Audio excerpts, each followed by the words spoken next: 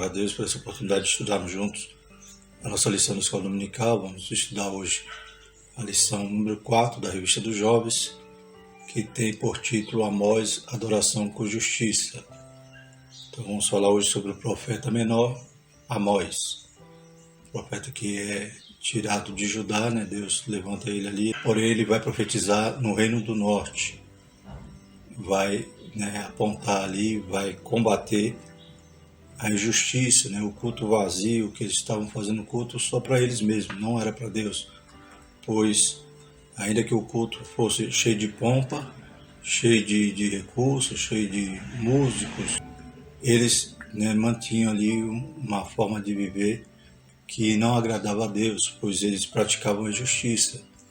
Eles tratavam os pobres de forma terrível. Não valorizava nem a vida das pessoas, como o texto vai dizer, que trocava um pobre por um par de sapatos. Então veremos que esse profeta é levantado por Deus para ir lá confrontar essa hipocrisia ali no culto, um culto que Deus não suportava. O tema da nossa lição é vigilância, justiça e o culto a Deus, um chamado para a igreja nos escritos dos profetas menores. É o tema que estamos estudando esse trimestre, revista comentada por pastor Israel Trota. O texto do dia diz: Vós que dilatais o dia mau e vos chegais ao lugar de violência, que cantais ao som do alaúde e inventais para vós instrumentos músicos como Davi. Amós 6, versículos 3 e 5. A síntese diz o seguinte: a profecia de Amós nos ensina que justiça e retidão são elementos fundamentais para a adoração. Texto bíblico se encontra em Amós, capítulo 5, 21 a 23. Façamos a leitura. Aborreço, desprezo as vossas festas e as vossas assembleias solenes não me dão nenhum prazer. E ainda que me ofereçais holocaustos e ofertas de manjares, não me agradarei delas, nem atentarei para as ofertas pacíficas e vossos animais gordos. Afasta de mim o estrépito dos teus cânticos, porque não ouvirei as melodias dos teus instrumentos. Então vemos ali que era um culto com alguns elementos que demonstravam uma certa piedade, uma certa santidade, porém era um culto falso. Como nós sabemos que desde Jeroboão I, ele vai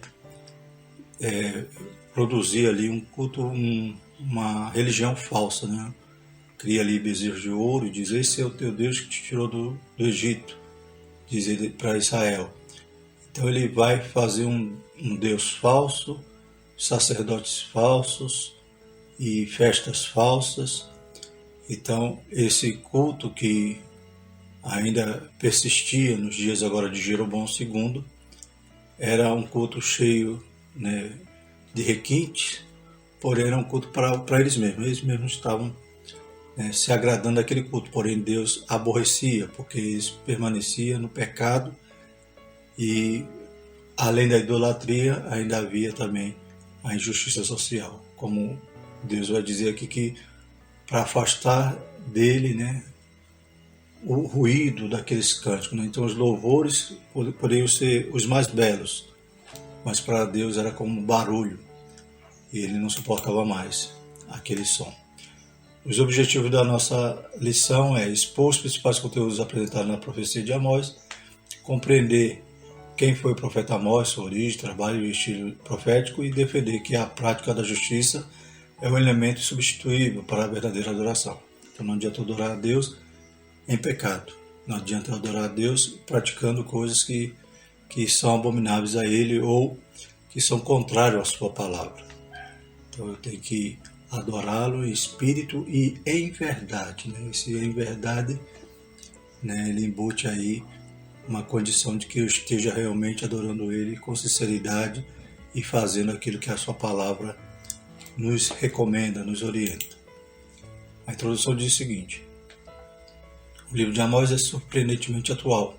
Sua profecia condena a idolatria e denuncia as injustiças sociais, que às vezes são normatizadas pelo status quo de um determinado grupo social.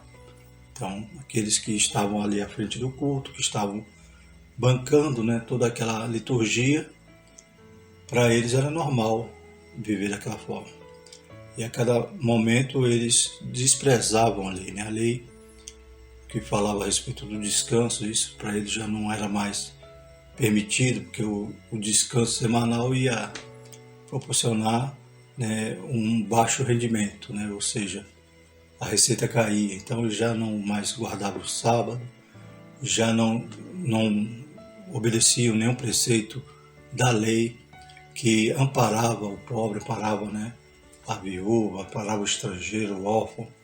Então eles não tinham mais respeito pela lei porque o Deus deles era o dinheiro, né, era o mamon, né, como vemos no Novo Testamento, né. Então eles tinham muito mais amor pelo dinheiro do que pela vida humana e, consequentemente, desobedecendo a Deus, ofereciam um culto a Deus que era algo que Deus não aceitava, né? Não recebia esse culto. Nós sabemos que o culto não é para nós, não é para nós chegarmos na igreja e sairmos alegres porque o culto nos agradou. O culto é para nós entregarmos a Deus, e para Deus tem que ser agradável. O mais triste é saber que o sistema religioso, assim como os demais políticos, jurídico, social, pode se mancomunar junto à corrupção. Então está tudo corrompido. Tanto a religião, isso, né, transpassava para toda a vida, né, de Israel, tanto na esfera política, jurídica e social. Amós não pensou duas vezes em tocar o dedo na ferida de Israel e desafiá-los ao arrependimento, caso contrário, a nação receberia o juízo de Deus. Ele profetizou aproximadamente 3 décadas antes da destruição de Israel pelas tropas da Síria. Então, Israel ela é levada ao cativeiro no ano 722 a.C., então mais ou menos 3 décadas, 750, por aí, né? Então, 750 a.C., Amós estava profetizando e apontando que se eles não se arrependessem, o que haveria de acontecer. E realmente acontece, né? Eles não se arrependem e acaba sendo levado ao cativeiro pela Síria. Ainda hoje a voz do profeta continua a ecoar, alteando a bandeira da justiça no estandarte da adoração cristã.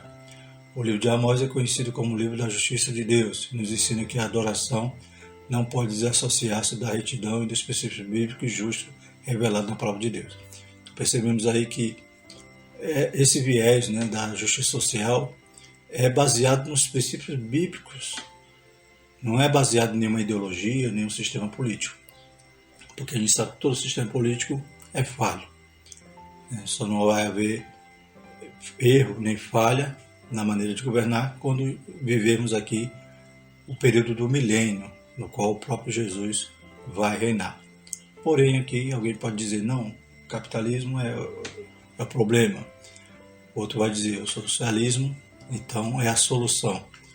Mas nós vemos que tanto em um como no outro há exploração, né? Os países socialistas, os países comunistas, melhor dizendo, a China, Cuba, Vietnã, percebemos que não foi resolvido o problema. O sistema político não é a solução, a ideologia não é a solução, né? Apenas mudou aquele que está em cima. Porém, o povo continua sofrendo e sendo explorado.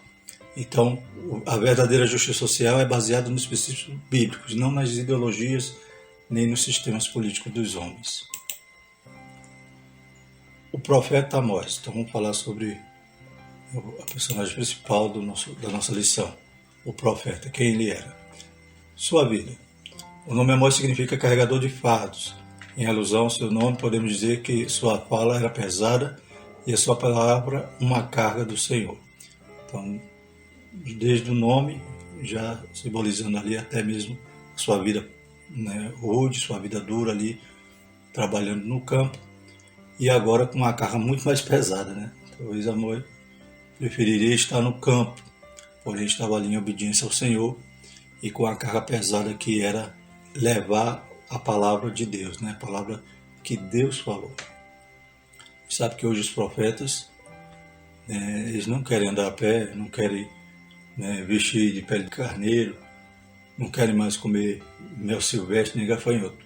Os profetas hoje querem cachê, querem fama nas redes sociais e querem, né, estarem rodeados dos seus fãs, daqueles que vão, né, beber ali na fonte que ele fornece ali de bênçãos, né, de palavras de prosperidade.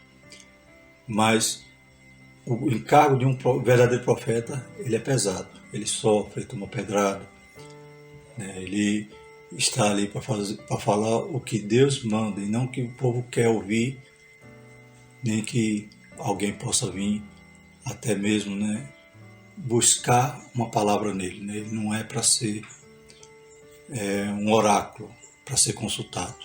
Ele é para falar quando Deus mandar. Por causa de sua origem humilde, o profeta não apresenta seu sobrenome, indicando que sua família não era conhecida. Então, no texto não temos referência da família de Amós, provavelmente por ser uma família simples.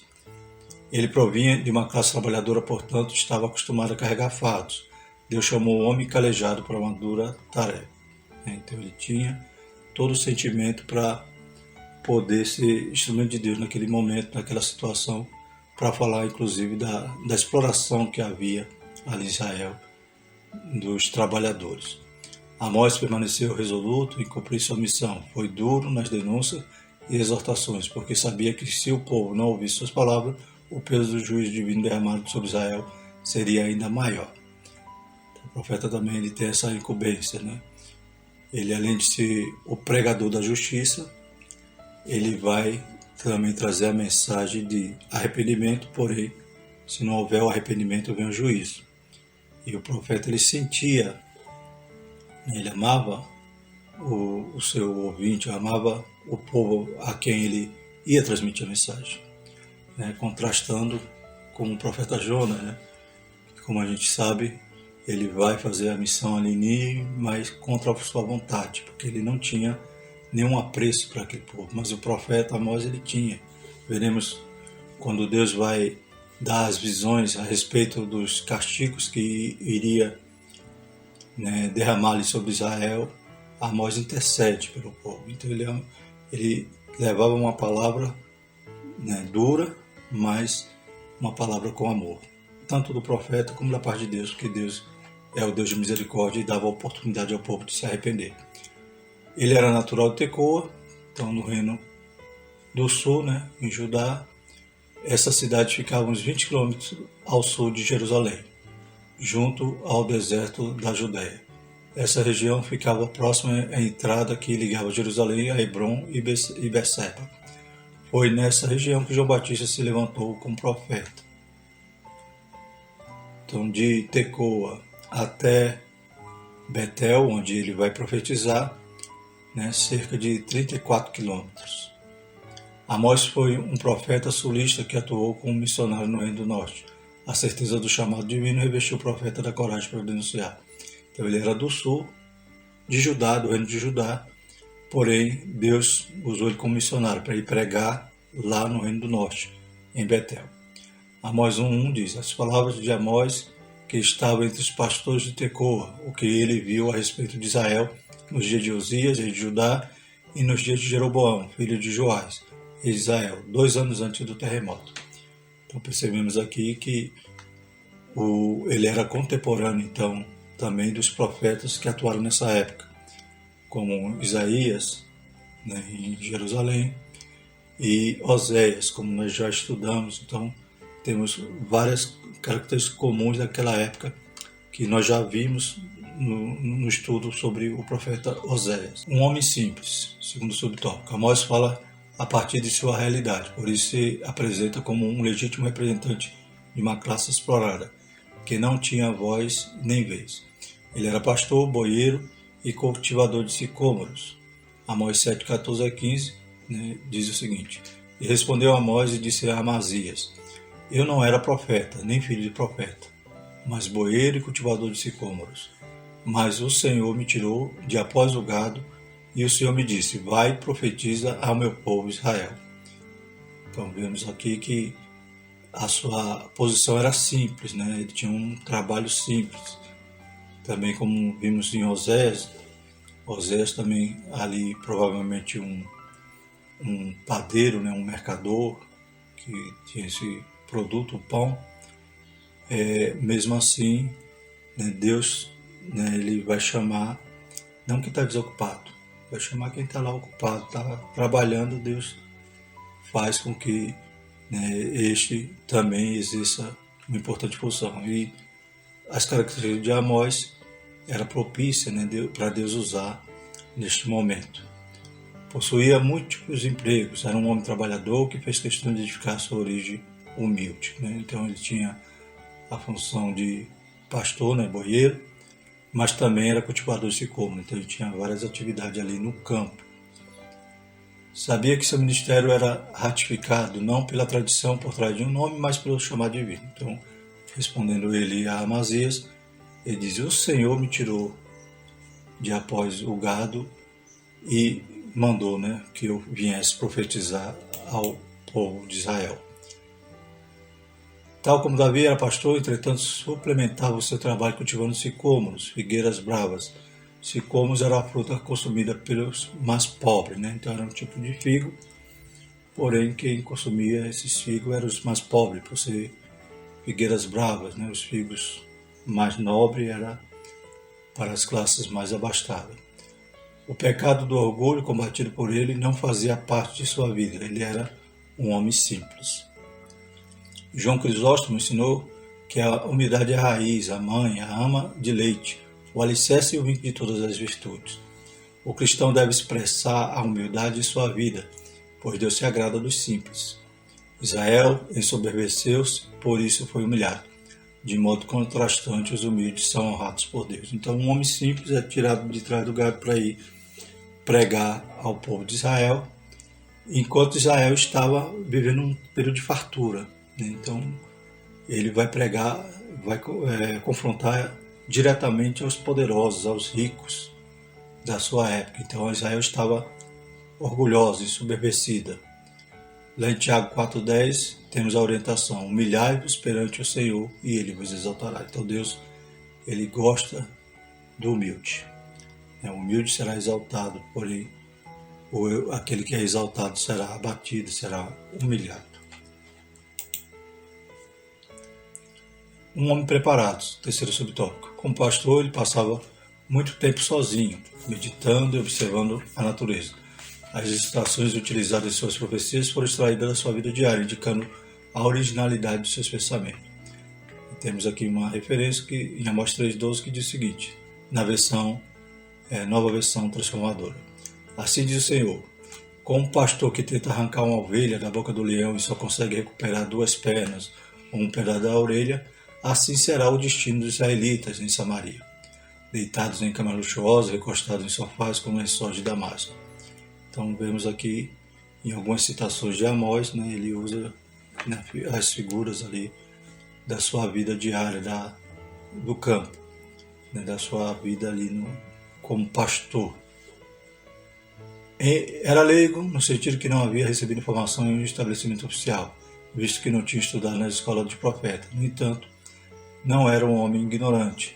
Embora não tivesse passado por uma educação profética formal, ele demonstrou muito conhecimento. Então ele provavelmente tinha tido toda a educação primária, né, de um judeu da época. Como ele morava em Judá, então ali ainda havia os sacerdotes, os levitas, né, e havia então toda aquela educação que as crianças tinham que receber pelos pais a respeito da palavra. Já no Reino do Norte estava tudo corrompido. A religião lá, Jeroboão havia transformado, né, a religião legítima em uma religião falsa, uma religião que ele mesmo formou, né? Ele colocou sacerdotes que não eram da linhagem de Levi, de Arão, colocou festas que ele mesmo criou o calendário, e os altares não era para oferecer sacrifício a Deus, mas sim os bezerros de ouro que ele fundiu. Então Amós ele tinha muito mais preparo para confrontar, inclusive o falso sacerdote que vai depois, né, vai enfrentá-lo, que é Amazias. Amós estava muito mais preparado. E quantas pessoas simples, né, também elas se dedicam. Eu conheço muitos irmãos aqui na nossa região, pessoas simples que não têm formação escolar, mas estudam a palavra, e quando vão pregar a palavra, parece que já são formados em teologia, porque são pessoas que se dedicam, amam a palavra de Deus. Então isso não é nenhum empecilho para as pessoas se dedicarem à palavra, a falta de formação secular. Pelo contrário, muitos se esmeram em estudar e buscar na palavra e são exímios pregadores da justiça, como nossos profetas que estamos estudando. Assim como Moisés e Davi, o tempo com o gado lhe proporcionou uma cultura mental destinada à reflexão. Amós demonstrou um grande conhecimento da lei de Moisés. Então, ele tinha essa formação no sentido de formação que era para ser recebida no lar, através dos pais, conforme a própria lei determinava que os pais tinham que ensinar a palavra, andando, sentado, tinha que sempre estar recitando ali a palavra de Deus, e toda a formação que ele teve primária lá, junto aos sacerdotes, aos levitas, aqueles que eram incumbidos dessa função. Não devemos desprezar as pessoas que não tiveram a oportunidade de passar por um sistema de formação oficial, pois aprendemos com Amós que todos podem ser usados por Deus, independente da classe social ou do currículo formativo. Eu conheço também irmãos que nem saber ler sabiam, mas aprenderam a ler na Bíblia. Glórias a Deus. Eu acho que aprendeu a ler na melhor fonte, glórias a Deus, e prego e anuncio o reino de Deus. Deus procura corações piedosos e não somente mente brilhante, pois seu Espírito capacita aqueles que são chamados. Daniel 2:21 diz: Ele muda os tempos e as horas, ele remove os reis, estabelece os reis, ele dá sabedoria aos sábios e ciência aos inteligentes. Então Deus é a fonte, é o autor. E quem não tem sabedoria, como diz em Tiago, peça a Deus. O segundo tópico da nossa lição, o contexto histórico de sua profecia. Período de paz. Amós desenvolveu seu ministério na época em que Jeroboão II reinava em Israel e Uzias em Judá. Foi um período de grande prosperidade para ambos os reinos.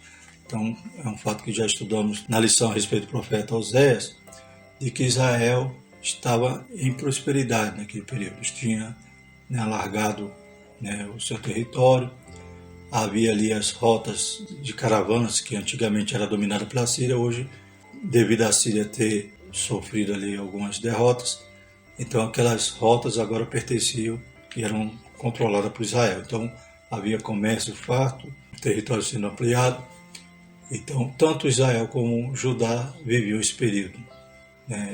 Israel com Jeroboão II e Judá no período do rei Uzias. De acordo com o Antigo Testamento, ele foi contemporâneo de Oséias, Jonas, Isaías e Miqueias. Então, Oséias, como a gente viu, é nesse mesmo período. Também vamos estudar o profeta Jonas.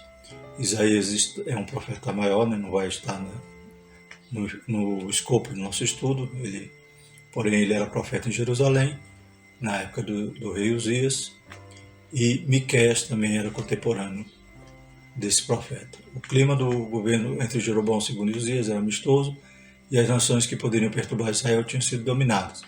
A luta contra a Síria terminou com a vitória de Israel. O rei tinha restabelecido os termos de Israel, conforme 2 Reis 14:25 diz o seguinte: também este restabeleceu os termos de Israel desde a entrada de Amate até o mar da planície, conforme a palavra do Senhor, Deus de Israel, a qual falara pelo ministério do seu servo Jonas, filho do profeta Amitai, o qual era de Gat-Hefer. Deus havia avisado através do profeta Jonas que ia restabelecer então os termos ali de Israel através de Jeroboão II.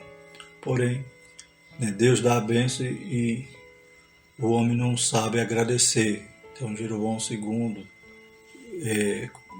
governando ali Israel estava vivendo um período de uma religião apenas de aparência. Louvava com a boca, mas não com o coração. E, além de tudo, um culto falso, um culto em que todos os preceitos da lei estavam sendo feridos com relação à santidade do culto. Os reinos do norte e sul expandiram seus territórios de tal modo que conseguiram recuperar quase todo o território do Império Davídico Salomônico. Esse período ficou conhecido como a Idade de Ouro para ambos os reinos. Então, todo aquele território que no período de Salomão, no período de Davi, pertencia a Israel e a Judá, eles tinham quase recuperado na totalidade. Então é um período como uma idade de ouro, né? A ideia de um juízo divino parecia não se adequar às circunstâncias daquela época. Então, a partir do momento que você vê a prosperidade, vê que está tudo dando certo, o povo imaginava que Deus estava se alegrando. Porém, Deus vai então levantar o profeta para confrontar os pecados de Israel, porque nem sempre a prosperidade, nem sempre, né, o vento tranquilo indica que estamos na direção de Deus. Muitas das vezes o inimigo nos engoda, nos engana. As ameaças assírias de Tiglat-Pileser III se manifestariam apenas algum tempo depois. Após experimentar pelo israelita, lhe trouxe uma sensação enganosa de segurança, por isso rejeitaram a mensagem de Amós. Que Deus nos livre das sensações enganosas da vida, devemos guardar o nosso coração, entregando-o à autoridade de Cristo. Jeremias 17,9 diz: enganoso é o coração mais do que todas as coisas, perverso, quem o conhecerá? Então, quando Deus falar conosco, né, quando usar alguém para nos trazer uma exortação, nós, de forma alguma, venhamos a rejeitar, nos dizendo, não, eu estou bem. Né? É semelhante, né, interessante que Amós, quando ele começa o seu livro, ele começa a profetizar contra as nações. Né? Ele profetiza contra 7 nações, além de Israel, então no total 8. E talvez o povo imaginava assim, não, eles estão em pecado, eles vão sofrer castigo de Deus, nós estamos bem. Sendo que a nação de Israel foi a última na relação do juízo ali que Deus estava proferindo através do profeta. É semelhante quando alguém está na igreja e vem uma palavra dura, né? Aí aquela pessoa fica falando, é mesmo, Senhor. Pega ele, Senhor. Né? Só que nós devemos estar com o coração quebrantado, contrito, dizendo, será que o Senhor está falando comigo? Será que é eu que estou nessa situação? Senhor, me ajuda, me perdoa. Não façamos como Davi, né? Que Davi, quando Natan vem contar a história daquele homem que tinha, né, o seu cordeiro ali, e vem o rico, né, aquele cordeiro que era de estimação, que comia ali à sua mesa, né, e vem o rico e mata para oferecer ao seu visitante. Davi fica furioso e diz, quem é? Esse é digno de morte. Aí Natan diz, é você foi esse homem. Então que nós possamos estar com o coração pronto para ouvir a palavra do Senhor. Continuando, a paz política e a expansão territorial conduziram Israel para um período de prosperidade material. As nações vizinhas eram tributárias do norte. As riquezas afluíam para Israel. Os novos ricos perdiam a paciência com as restrições de trabalho impostas pela lei do sábado. A vontade de acumular riqueza se tornou maior do que o anseio de obedecer à lei do Senhor. A ganância tem sido uma fonte de tropeço para muitos. Então vemos aí que essa paz, a expansão, o comércio, né, abundante, as nações que eram tributárias, tudo isso trouxeram riqueza para Israel. Só que aquele ditado, né, a pessoa quanto mais tem, mais quer. E esses ricos, né, esses que ascenderam, né, economicamente, queriam mais dinheiro ainda. Né, e até o sábado eles queriam abolir. E a lei de Deus é perfeita, inclusive traz recomendações para todas as áreas da vida ali de Israel, para que Israel fosse uma nação santa, uma nação, né, diferente das demais, uma nação justa, né, uma nação em que amparava, né, o mais necessitado. E o rico não, o rico queria até abolir o sábado, porque isso estava lhe gerando prejuízo, né, acreditava eles. A vontade de acumular riqueza, né, se tornou maior do que o anseio. Então, como diz lá em 1 Timóteo 6,9, mas os que querem ser ricos caem em tentação e em laço, e em muitas concupiscências loucas e nocivas que submergem os homens na perdição e ruína. Então, quanto mais tinha, mais queria. Quanto mais tinha, mais queria. E por isso, né, eles estavam ali caindo em tentação e nesse laço que, né, o desejo de ter é maior do que o desejo de ser. Os pobres não eram tratados de forma justa. A luxúria dos ricos era conseguida à custa da opressão e exploração. Também lá em 1 Timóteo 6,10 diz: porque o amor ao dinheiro é a raiz de toda a espécie de males. E nessa cobiça alguns se desviaram da fé e se transpassaram a si mesmos com muitas dores. Em Deuteronômio 15:11 vai dizer: pois nunca cessará o pobre do meio da terra, pelo que te ordeno, dizendo: livremente abrirás a tua mão ao teu irmão, para o teu necessitado e para o teu pobre na tua terra. Então Deus deixa a lei, o aio, do povo de Israel, para que pudesse conduzi-los a ponto deles amparar, não permitir que houvesse esse sofrimento na terra. Havia toda a lei para perdoar dívidas, para devolver terras, tudo isso Israel já não estava mais praticando, porque visavam apenas os ricos, se sobressaírem cada vez mais, ficarem mais ricos, e os pobres cada vez mais miseráveis.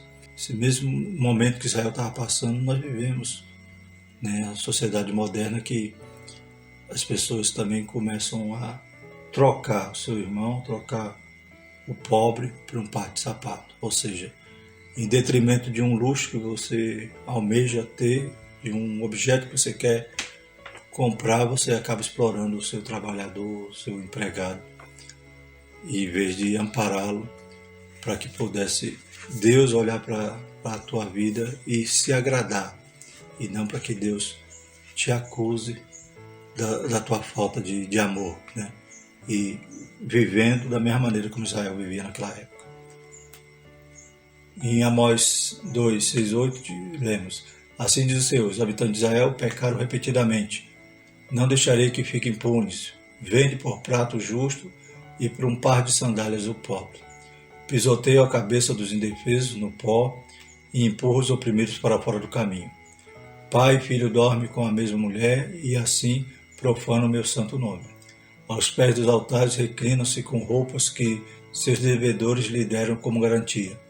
Na casa de seus deuses bebe vinho comprado com multas injustas. Então esse texto aí resume a situação que Israel vivia. E mesmo com todos esses pecados, eles iam lá oferecer sacrifício, iam lá fazer o seu culto, como se Deus aceitasse um culto, aceitasse uma oferta de pessoas que viviam com esses pecados. Então vemos aí que as pessoas não tinham valor, Hoje em dia não muda muita coisa. Hoje em dia um pet, um animal de estimação, é muito mais tratado que certas crianças que estão passando fome. Então muitas das vezes estamos também trocando uma pessoa por um par de sapato. Como diz aqui também, havia todo o desrespeito em relação à lei, em relação, pai e filho dormindo com a mesma mulher, em relação à questão do penhor, como diz aqui no verso 8, aos pés dos altares reclinam-se com roupas que seus devedores lhe deram como garantia. Havia na lei dizendo que se você pegar algum penhor, pegar alguma garantia de algum pobre, e se lhe oferecer o seu manto, a sua capa, ou seja, aquilo que ele ia se cobrir, não era para passar a noite com aquele penhor. Você tinha que, à noite, uma noite, você devolveu a capa, devolveu o manto, para que ele não passasse frio. Porém, a lei era completamente desprezada nesse período de Israel, e os pobres eram maltratados e não havia nenhuma proteção, não havia nenhuma justiça social. E bebiam vinhos comprados com multas injustas. Então, multas, tributos, subornos, era comum nesse período. E mesmo assim iam apresentar o culto, e por estarem vivendo em prosperidade, acreditava que o favor de Deus era sobre ele. Então a gente sabe que nem sempre prosperidade representa bênção. Os ricos controlavam tudo, inclusive o judiciário. As decisões nos tribunais eram todas favoráveis aos ricos e extremamente opressivas aos pobres. Amós se levantou contra as justiças sociais e combateu os sistemas desonestos que pervertiam o direito dos necessitados. Os homens de sua época estavam tão acostumados em acumular riquezas que se esqueciam de atentar para a necessidade de seus irmãos. Lembremos do que o desprezo ao pobre é um grave pecado diante de Deus. Deuteronômio 24:15, na nova versão transformadora, diz: pague o salário deles todos os dias, antes do pôr do sol, pois eles são pobres e conto com isso para viver. Do contrário, quando clamarem contra vocês ao Senhor, vocês serão culpados de pecado diante dele. Então, está vendo? Quando o pobre for clamar diante do Senhor, aquele que oprime, aquele que está, tratando ele como uma coisa, tratando ele como algo sem valor, será culpado diante do Senhor, desse pecado. Então, que vivamos, não só, a nossa fé. Lá em Tiago vai dizer, a fé sem as obras é morta. Então nós devemos estar vivendo a fé, mas aplicando essa fé na nossa maneira de viver, na nossa obra, na nossa forma de agir com justiça ao nosso irmão e cuidando para quando o necessitado for clamar, não nos achemos culpados pela situação que ele está vivendo. A Bíblia diz que quem pode fazer o bem e não faz, peca. Terceiro subtópico, paganismo religioso. A força material de Israel contrastava com sua fraqueza moral. O sumo sacerdote Amazias, por exemplo, era de classe leiga e não provinha de descendência sacerdotal. Tal questão era um grande ultraje à fé verdadeira em Israel. Então, como é que estava a fé em Israel? Quando o primeiro Jeroboão, lá quando o reino se divide, depois que Salomão morre, Roboão e Jeroboão, então, divide o reino. Roboão fica com 2 tribos, Jeroboão com 10.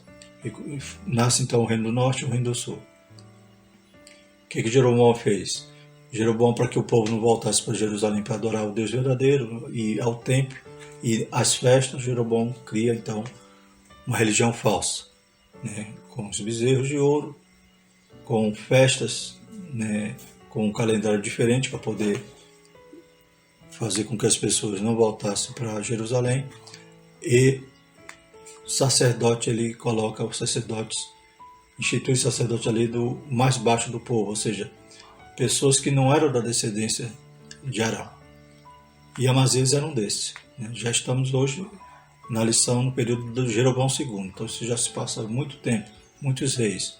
Esse Jeroboão II não é filho de Jeroboão I. Então já se passaram centenas de anos, mas o sistema religioso permanece. E os sacerdotes, então, não são mais sacerdotes que Deus instituiu, os sacerdotes de Arão, no Reino do Norte. No Reino do Sul permanece a tribo de Levi, a linhagem de Arão, um sacerdócio. Mas no Reino do Norte não, é tudo falso. Qualquer um que chegava lá, colocava como sacerdote. Esse sacerdote, então, era assalariado do reino. É o reino que sustentava essa linhagem sacerdotal. Porque nem os levitas também estavam mais no Reino do Norte. A Bíblia vai falar que eles fugiram para Jerusalém, que lá era o ofício deles diante do templo. Então, esse Amazias, ele era um desses sacerdotes, semelhante quando a gente vai estudar o período do rei Acabe, havia ali os 850 profetas que comiam na mesa de Isabel. Então, eram profetas sustentados pela rainha. Nesses dias também, Jeroboão II, então, havia ali a classe sacerdotal que era bancada ali pelo Estado. Então, além de toda a corrupção que havia na política, toda a corrupção que havia ali nas relações do trabalho com os ricos, havia também a corrupção no sistema religioso. Amazias, como a gente vê, não era para ser sacerdote. Quando Amós profetizou que Israel se achava fora do prumo por causa dos pecados de idolatria e materialismo introduzido pela casa de Jeroboão, Amazias demonstrou que era um sacerdote comprado, defendendo os interesses do rei ao tentar proibi-lo de continuar profetizando. Então vemos que Amazias não era um sacerdote oficial, não era um sacerdote conforme a lei, mas sim um sacerdote que era financiado pelo Jeroboão. Esse Jeroboão que cita aqui é Jeroboão II, é esse período. Então vemos que ele, não querendo perder a sua posição, vendo que Amós profetizava que o rei ia morrer, profetizava que Israel ia ser castigada, ele vai então censurar o profeta. Amós 7, 12 e 13 diz: Depois Amazias disse a Amós: Vai-te, ó vidente, foge para a terra de Judá, e ali come o pão e ali profetiza. Mas em Betel daqui por diante não profetizarás mais, porque é o santuário do rei e a casa do rei. Então, não tinha nada a ver com Deus, né? Era o santuário do rei e a casa do rei. Vemos que ele estava defendendo ali o seu sustento. Por isso não queria que o profeta profetizasse, falasse o que Deus estava mandando. As leis divinas estavam sendo burladas, a religião tinha se corrompido. Jeroboão II incentivou a prática dos cultos à fertilidade por meio de um sistema de adoração ao bezerro de ouro. Então esse bezerro de ouro começa lá no Jeroboão I, permanecia no Reino do Norte até esses dias. A adoração a Jeová permanecia concomitante ao paganismo. Centros pagãos foram construídos nas principais cidades do norte, Gigal, Betel, Dan e Samaria. Então eles intentavam adorar a Deus juntamente com adorando os bezerros. E Jesus vai dizer lá em Mateus que não podemos servir a dois senhores. Ou vamos agradar um e aborrecer o outro, ou vice-versa. Era o que estavam fazendo ali em Israel. Queriam adorar os bezerros, mas queriam adorar a Deus. E toda essa oferta, todo esse sacrifício que eles faziam era em vão, porque Deus não estava recebendo. Era abominável, era algo que Deus não suportava por causa do pecado, dessa injustiça, dessa corrupção que havia em todos os sistemas em Israel. Diz aqui em Amós 4, 4 e 5. Ande, vão para Betel cometer pecados. Continue a desobedecer em Gigal. Ofereça sacrifício todas as manhãs e traga os seus dízimos a cada 3 dias. Apresente seu pão com fermento como oferta de gratidão. Entregue suas ofertas voluntárias para sair se gabando delas. É o tipo de coisa que você, israelita, gosta de fazer, diz o Senhor soberano. Então aqui é na versão transformadora, né? Traz um texto mais claro. Alguém precisava combater esses pecados. Por esse motivo, Deus levantou o corajoso Amós. Então vamos para o terceiro tópico e vamos falar sobre a adoração com justiça. É o que Deus quer.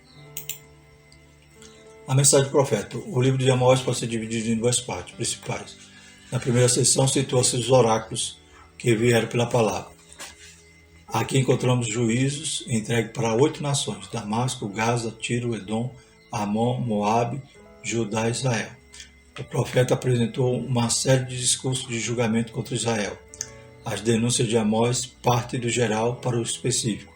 Primeiro falou às nações, depois foi específico em detalhar os pecados de Israel. Então, conforme o nosso irmão Caramuru, ele comentava que enquanto Amós está ali profetizando contra as nações, Israel estava gostando, né? Estava falando das nações. Aí a profecia começava assim, né? Por exemplo, Damasco. Assim diz o Senhor, por 3 transgressões de Damasco e por 4 não retirarei o castigo. Então, Amós utilizava essa estrutura poética, né? Por 3 transgressões e por 4, não querendo dizer que Damasco ou Gaza, Tiro, né? São cidades aí representando suas nações, não querendo dizer que eles tinham cometido apenas 7 pecados ou 4. Porém, queria dizer que ali eles tinham alcançado, né, o nível, né, da paciência de Deus. Então Deus já não suportava mais os pecados daquelas nações, já tinha alcançado, né, a medida da paciência, né, o cálice já tinha transbordado. Então, quando Amós profetiza essas nações, talvez Israel pensou, não, é só eles que estão com problema, né? Só eles que estão passando por essa situação. Então o profeta apresentou uma série de discursos de julgamento contra Israel. As denúncias de Amós partem de geral para específico. Então depois que,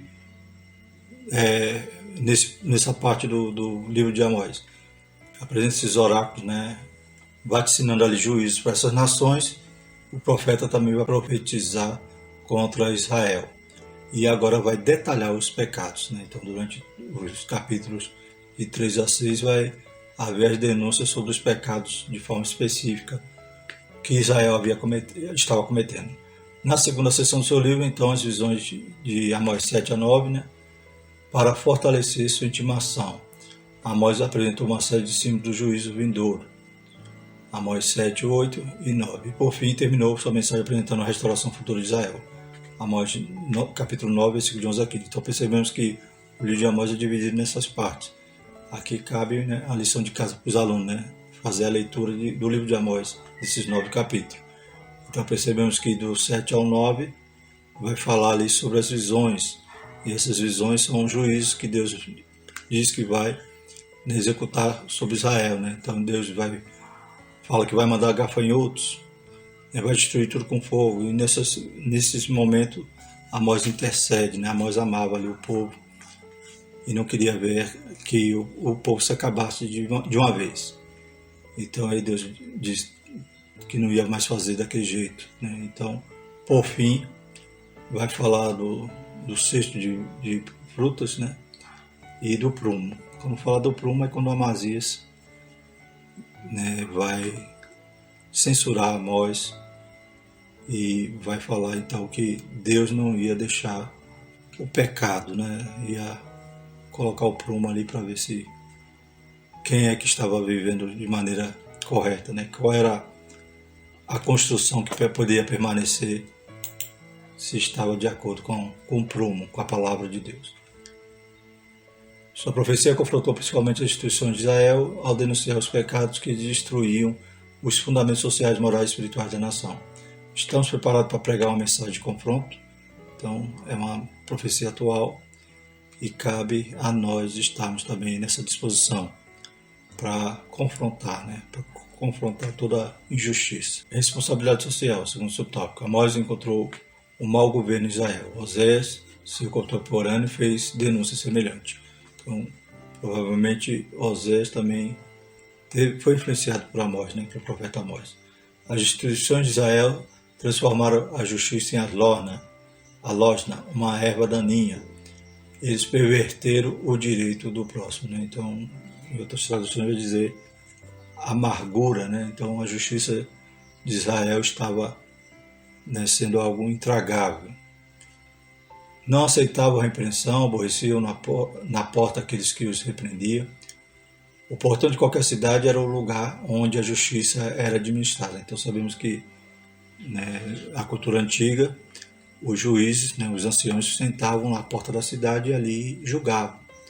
Porém, Israel estava sem essa figura, ou estava com uma figura que não representava a retidão. Pelo contrário, era totalmente corrompido, pois aceitava suborno, né? E as sentenças eram sempre a favor dos mais ricos. Se um profeta ou juiz os repreendesse, sofreria represálias. Por uma questão de conveniência, muitos se silenciaram. Então, Amós 5,10 diz: aborrece na porta ao que os repreende e abomina o que fala sinceramente. Então não podia haver um juiz justo ali nas portas que era repreendido. E muitos se calavam indevidamente também. Os pobres eram pisados, extorquidos e explorados. Também eram rejeitados nos tribunais de justiça. Então, Amós 5, de 11 a 12, nós vemos isso nessa versão, nova versão transformadora. Oprime os pobres, rouba o seu trigo com impostos injustos. Por isso, ainda que construam bela casa de pedra, jamais morarão nela. Ainda que plantem videiras verdejantes, jamais beberão o vinho delas. Pois eu sei que seus atos de rebeldia são muitos, e seus pecados são grandes. Aflige o justo aceitando suborno, e não faz justiça ao pobre nos tribunais. Seus direitos eram violados. Amós denunciou a prática do suborno, cumpriu seu papel de responsabilidade social ao denunciar a injustiça. A lei de Deus na pregação de Amós era a justiça divina reagindo contra injustiças humanas. Conforme vimos, apesar dos múltiplos pecados das injustiças sociais, a adoração nos espaços supostamente sagrados continuava de forma natural. Então, para eles estava tudo bem. Estamos em prosperidade, continuemos vivendo dessa forma, continuemos no pecado. Os ricos injustos gostavam de frequentar os santuários e exibir seus sacrifícios, sonegando a Deus a verdadeira adoração. Amós 5,22 vai dizer: ainda que me ofereçais holocaustos e ofertas de manjares, não me agradarei delas, nem atentarei para as ofertas pacíficas de vossos animais gordos. então era o melhor, né? Tinha muita coisa para oferecer, mas só não oferecia uma vida santa, só não oferecia a obediência, como diz a palavra do Senhor. É melhor obedecer do que sacrificar. O sacrifício desprovido da justiça representava uma transgressão ao Senhor. Os cultos foram embelezados com contratação de levitas, muitos músicos profissionais que não descendiam da linhagem de Levi foram contratados para tocar nesse templo. Então, também nos dias de hoje vemos muitos cultos cheios de pompa, cheios de uma estrutura tremenda, mas falta santidade, falta humildade, falta amor. E, inclusive, os músicos, né, não eram levitas, né, ou seja, não eram da tribo de Levi, eram apenas músicos contratados que poderiam tocar com exímio talento. Porém, o louvor não subia. E hoje também, quantos estão aí louvando a Deus de forma aparentemente bela, mas sem unção, sem graça, sem santidade. E esse louvor não é recebido por Deus. Que Deus nos ajude para que nós, antes de apresentar a oferta, estejamos de bem com o nosso irmão, estejamos de bem vivendo uma vida santa e agradável a Deus. A música oferecida para as pessoas era excelente, enquanto a adoração sincera a Deus era precária. Aí Amós 5:3, afasta de mim o estrépito dos seus cânticos, porque não ouvirei as melodias dos teus instrumentos. Então, Deus não queria ouvir aquele ruído, aquela música que para Deus era apenas barulho.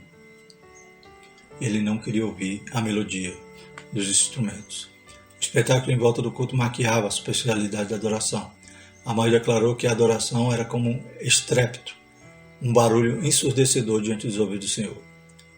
Deus não estava aceitando aquela adoração sincrética, espetaculosa, teatral, desprovida de justiça. Os cânticos cultuais perdem o valor quando não há arrependimento sincero. Naqueles dias, os cânticos no templo se transformarão em lamentos. Haverá cadáveres espalhados por toda parte e serão levados em silêncio para fora da cidade. Eu, Senhor, soberano, falei. Amós 8:3, na versão transformadora.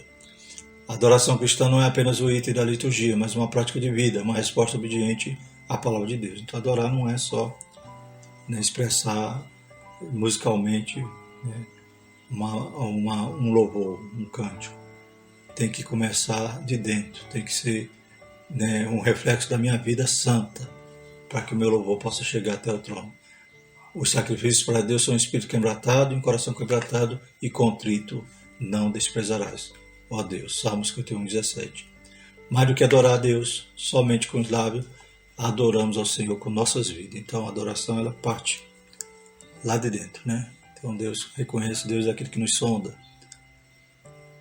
Nós podemos até ouvir e achar lindo, achar perfeito, mas Deus conhece cada um de nós.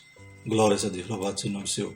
Que nós possamos apresentar cada vez mais um culto melhor a Deus, um culto sincero, um culto santo. Apresentar os nossos corpos em sacrifício vivo, agradável a Deus. Amém?